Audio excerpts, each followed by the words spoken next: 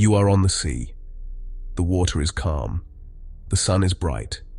You float on the surface, a small shape against the vast blue.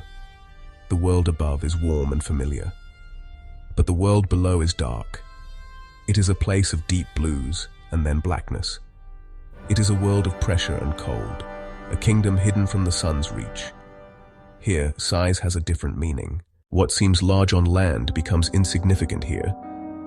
You are a tiny speck, a brief visitor. The silence is not empty.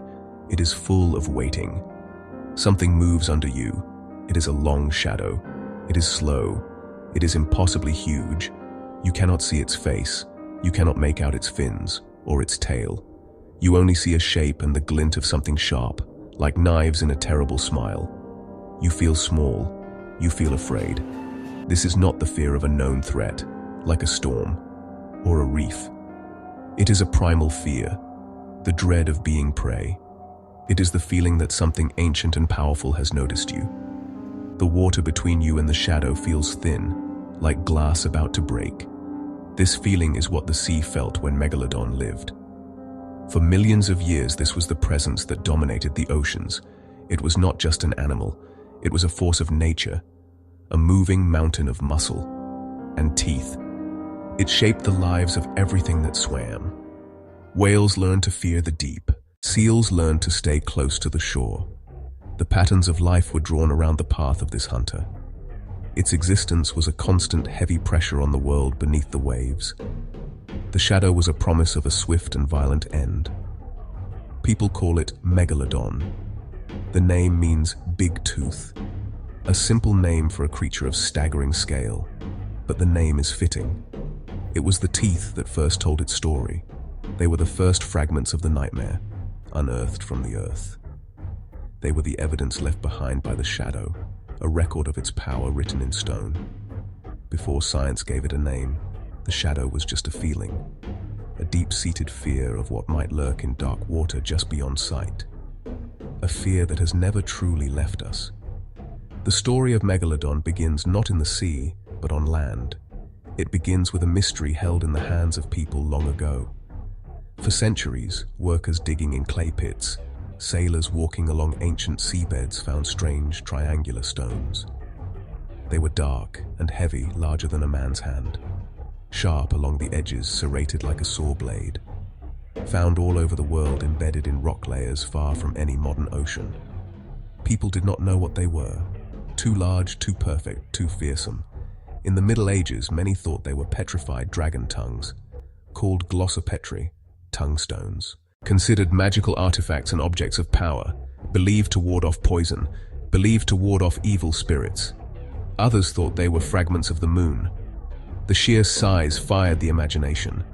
Colossal beasts, monsters from myth and legend. The truth, when it finally came, was in some ways even more terrifying than the myths. The stones were not from dragons, they were teeth. In the 17th century, a naturalist made the connection. He compared a tungstone to a great white tooth. The resemblance was undeniable. The shape, the serrations, the root, all there. The only difference was scale. The fossil tooth was monstrously larger. The conclusion, teeth of a giant shark. A shark that dwarfed any living shark. Suddenly the monster had a form, not a dragon. Something real, something that had swum the ancient seas. From these teeth, scientists began to build a picture, using modern sharks, like the great white, as a blueprint.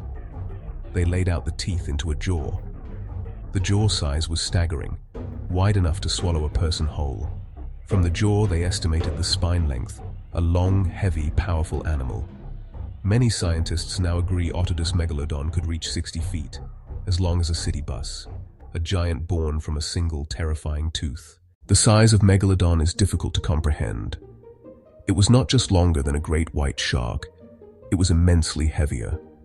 Estimates suggest it could have weighed over 50 tons, perhaps even more. This was not a sleek, agile predator. This was a creature of immense bulk and power. Its skeleton, made of cartilage, has not survived, but its vertebrae were as large as dinner plates. Every part of its anatomy points to an animal built for hunting the largest prey the ocean has ever produced. It was a living battleship. Its mouth was a machine built for slaughter. The jaws were massive, perhaps 7 feet wide. They were lined with 5 rows of teeth. There were about 276 teeth in total. When one tooth broke or fell out, another would move forward to take its place. This meant Megalodon had a constant supply of perfect, razor-sharp weapons. The teeth themselves were thick and robust, not slender like the teeth of many fish-eating sharks. They were designed for cutting through thick layers of blubber and fat, but also for crunching through solid bone. They were the ultimate tools of predation. The bite force of Megalodon was one of the most powerful, far exceeds that of a Tyrannosaurus rex. A great white shark bites with a force of about 1.8 tons. Megalodon's bite may have been 10 times stronger. It could have bitten through the ribcage of a whale with a single, effortless closure of its jaws. This incredible force meant that no prey was too large or too well protected. It could disable or kill its victims with one catastrophic bite. Immense size, bone-shattering jaws, constantly replaced saw-like teeth. It was perfectly adapted to a world filled with giant marine mammals. Megalodon did not hunt like a mindless monster from a film. Fossil evidence suggests it was a calculated and patient hunter. It used ambush tactics, relying on stealth and surprise to overcome its enormous prey. It would rise from the depths like a missile, striking its victim before it knew it was under attack. This was not a chase, it was an execution. The first strike was often the last. Its prey choices were driven by a simple need for energy. To fuel a body that large, Megalodon needed to eat a lot. It targeted large, slow-moving, blubber-rich whales. The fossil record shows bite marks from Megalodon on whale bones. Some were the size of modern humpback whales. Some were the size of modern sperm whales. Megalodon was the only predator capable of regularly hunting animals of this size. It was a specialist, a whale killer patrolling migration routes and feeding grounds. Unlike great whites, which aim for the underbelly, Megalodon had a different strategy. Fossilized whale bones show attacks on the fins. Fossilized whale bones show attacks on the tail. A single powerful bite could snap flipper bones, immobilizing the whale.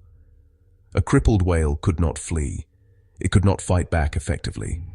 It would be left bleeding and helpless. This tactic minimized risk to the shark and ensured success. Once disabled, Megalodon would move in to finish the job. It would attack the chest cavity, using immense bite force to crush the ribs, to puncture the heart, to puncture the lungs. Then it would feed on nutrient-rich organs. Then it would feed on blubber. This was not frenzied feeding. It was methodical consumption. The ocean that Megalodon ruled was very different. During the Miocene and Pliocene epochs, the planet was generally warmer.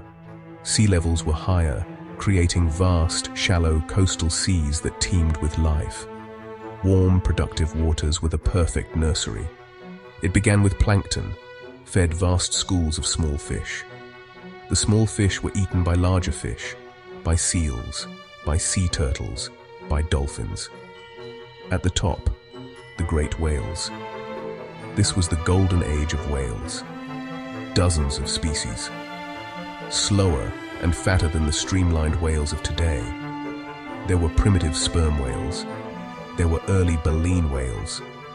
A host of other cetaceans. They were abundant and they were large. This global population was the fuel that powered the Megalodon engine.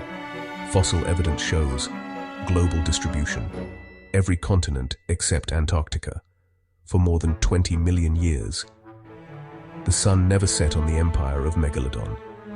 This world was a place of epic scale. It was a world built for giants.